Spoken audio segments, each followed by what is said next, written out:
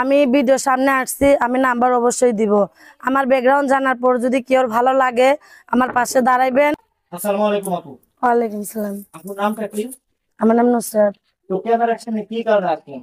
আইসি ভাই, অনেক কষ্ট করে, অনেক কষ্টে আছি, তো এই জন্য প্রতিবেদনের সামনে আসছি। আপনার বর্তমান বয়সটা কত? আমার বর্তমান বয়স 21 চলতেছে। ফ্যামিলিতে কে কে আছে? ফ্যামিলিতে আছে আমার একটা ছেলে আছে, আমার আম্মু আছে। আপু, আপনার যে বিয়েটা হয় এটা কি রিলেশন করে নাকি ফ্যামিলিগত? সম্পর্ক করে বিয়ে হয়েছিল বলতে কি, মানে ছেলে আমারে দেখে পছন্দ করছিল, আমিও ছেলের দেখে পছন্দ করছি। ঠিক আছে, মানে আমি আগে একটু পড়াশোনা করছিলাম, তখন ওই যাইতে ছেলে আমারে পছন্দ করছিল, পরে আমিও এর দেখে পছন্দ করছিলাম, পরে তাদের ফ্যামিলিও আমার পছন্দ করছিল।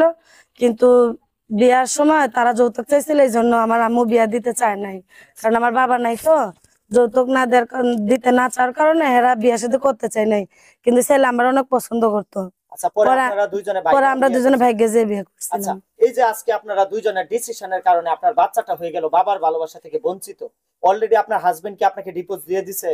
হ্যাঁ, কি করবো, দিয়া দিছে, কারণ ওই যে কয় না যে ভালোবাসা কতদিন থাকে, যদি সবকিছু ঠিক না থাকে একজনের ভালোবাসা কি কোনো সংসার চলে? ওই ছেলেটা কি সংসার ঠিক নেশা টেশা না, করতো? কোনো কিছু করতো না। ছেলেটা ভালো ছিল, কিন্তু খুবই ভালো ছিল, কিন্তু যে বাবা মার কথা শুনে, পাড়া প্রতিবেশীর কথা শুনে, আত্মীয় স্বজনের কথা শুনে কতদিন একটা মানুষের 10 দিন গুতাইলে একদিন একদিন এমনি মানুষ কথা শুনে। আগে আমার কথা বলছে, অনেক খারাপ বলছে। আমি সংসার করেও দেখছে আমি গরিব, কিছু দিতে পারুম না, যৌতুক হিসেবে দেওয়ার মতো কিছু নাই। ঠিক আছে, আবার একটা বাচ্চাও হইছে, বাচ্চারও খরচ আছে, ছেলেরাও এরকম ইনকাম করতো না। ঠিক আছে, এমনি টুকটাক ভাবে চলাফেরা করতো। তো আপনার সাথে যে ওই ছেলেটা ডিভোর্স হয়েছে অনুমানিক কতদিন হয়েছে? তা প্রায় 1.5 বছর। 1.5 বছর হয়ে গেছে। এই 1.5 বছর ধরে একাকিত্ব জীবন কাটাইতেছে। কাটাইতেছে অনেক কষ্ট করে, কি করবো, অভাবে সংসার, আম্মু কাজ করতে পারে না, আমি একা কাজ করি, ছোট একটা বাচ্চা আছে, বাচ্চারা নিয়ে মানুষের বাসায় কাজ করি, তো নিজেই চলতে পারি না। বাচ্চারা মানুষ করতে অনেক আশা আছে, মানুষ করুম, সেটাও পাইতেছি না। তো আর জীবন সংসারের চিন্তা কি করুম। আবার যদিও কেউ বিয়ের কথা বলে তো যৌতুক চায়, তো আমার তো আর যৌতুক দেওয়া সম্ভব না, এই জন্য বিয়েটা একবার ভালোবেসে বিয়ে করে জীবনটা নষ্ট করে ফেলছেন। কি করুম। কেউ কি আর ভাবে যে বিয়ে করলে কারো জীবন নষ্ট হইব?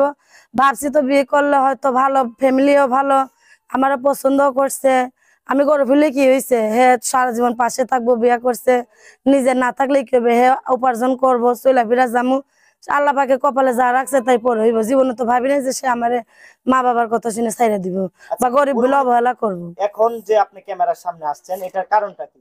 এখন আসছি ভাই, যদি ভালো মনের একটা মানুষ পাই যে সারা জীবন দায়িত্ব নিব, গরিব হিসাবে পাশে থাকবো, আমার ব্যাকগ্রাউন্ড জানার পর আমার পাশে দাঁড়াইতে চাইবো, ঠিক আছে, গরিব বলে অবহেলা করবো না, এরকম একটা মানুষ পাইলে আমি জীবন সঙ্গী বানাইতে চাই। তো যৌতুক হিসেবে কি দিতে পারবেন? যৌতুক হিসেবে আমার দেওয়ার মতো কিছু নেই, আর যৌতুক হিসেবে যদি দেওয়ার মতো কিছু থাকতো তাহলে তো আগের স্বামীরে আমি রাখতে পারতাম বা এর সংসারে থাকতে পারতাম। মানে ভালোবেসে বিয়ে করছিলেন? হ্যাঁ, সেখানে হয়তো যদি কিছু দেওয়ার সামর্থ্য আমার থাকতো তাহলে হয়তো কিছু হইলেও দিয়ে আমি ওখানে থাকতে পারতাম। লেখাপড়া কতটুকু করছেন? লেখাপড়া করছি, আপনার চলার মতো সবই জানি, এমনি মাদ্রাসায় পড়ছি, কোরআন শরীফ পড়ছি 18 বার। তো এখন একাকিত্ব জীবন পার করতেছে। এখন কি করবো ভাই, অনেক কষ্ট বেড়া করতে হইতেছে, কারণ এরকম যদি একটা মানুষ পাই, বান্ধবীরা বলছে অনলাইনে আইলে নাকি ভালো মনের মানুষ পাওয়া যায়, বা অনেকে দায়িত্ব নেয় বা গরিব হিসাবে সাহায্য সহযোগিতা করে। আপু, আজকের ভিডিওটা দেশ এবং প্রবাস থেকে অনেকে দেখতেছে, তাদের উদ্দেশ্যে কি বলতে চান? তাদের উদ্দেশ্যে একটা কথাই বলতে চাই ভাই, আমি ভিডিও সামনে আসছি, আমি নাম্বার অবশ্যই দিব। আমার ব্যাকগ্রাউন্ড জানার পর যদি কেউ ভালো লাগে আমার পাশে দাঁড়াইবেন, কেউ যদি সাহায্য সহযোগিতা করতে মন চায় আমাকে করবেন, আপনারা না করলে তো আমি পাবো না। আমি নাম্বার দিয়ে দিমু, আপনারা নাম্বার পাইবেন, কল দিবেন, আপনারা না দিলে তো আমি কথা বলতে পারবো না। কিন্তু আপনাদের কাছে একটাই রিকোয়েস্ট, যদি ভালো মন থাকে, ভালো মন থেকে আপনার ভালো লাগে, ঠিক আছে, সাহায্য করতে ইচ্ছা করে বা পাশে দাঁড়াবার মতো মন থাকে, তাহলে তারাই আমাকে ফোন দেন, অদরজা কেউ আমাকে ডিস্টার্ব করেন না, ঠিক আছে। দিন টাকার বিনিময়ে সময় কাটাইবা, টাকার বিনিময়ে দুইটা কথা বলবা, 5 মিনিট 10 মিনিট কথা বলবা, এরকম আশা করে কেউ ফোন দিবেন না। শুধু আপনি ভালো একটা মনের মানুষ। আমি শুধু চাই ভালো মনের একটা মানুষ, ঠিক আছে, সে যে মনে হোক না কেন, সে যদি মেরিটও হয় আমার সমস্যা নেই, কারণ আমিও তো মেরিট, ঠিক আছে। তার যদি বাচ্চা বাচ্চা থাকে, বউ থাকে, সে যদি তার ফ্যামিলি কন্ট্রোল করতে পারে, তারপরে যদি আমাকে সবটা দিয়ে রাখতে পারে, ঠিক আছে, আমার পাশে থাকতে পারে, তাহলে আমার সমস্যা নেই। আচ্ছা, আপনার নাম্বারটা বলেন তো আপু। আমার নাম্বারটা বলবো, আমার নাম্বারটা হলো 017-857-98086। আবার বলেন। 017-857-98086। কেউ অযথা ফোন দিয়ে ডিস্টার্ব করবেন না। আর কে কোথা থেকে ভিডিওটা দেখতেছেন ছোট্ট করে একটা কমেন্ট করবেন। ভালো থাকবেন, সুস্থ থাকবেন, ভিডিওটা শেয়ার করবেন, চ্যানেলটা সাবস্ক্রাইব করবেন। আল্লাহ হাফিজ।